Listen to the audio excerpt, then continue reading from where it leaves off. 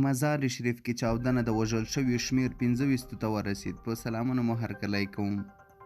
بلخ کې د طالبانو د استخباراتو مشر وایي په مزار شریف کې د چیاګانو په یو جومات کې د چاودنې له امله 25 تن شهیدان شوي دي.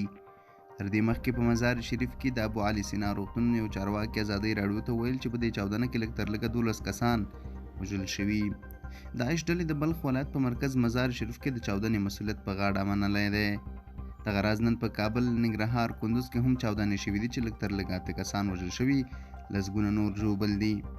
په وروستیو 3 ورځو کې په کابل، ننګرهار، مزار شریف کې دومره خونړۍ چاودنې وشوې چې ان انساني فکر هم نشي کولی.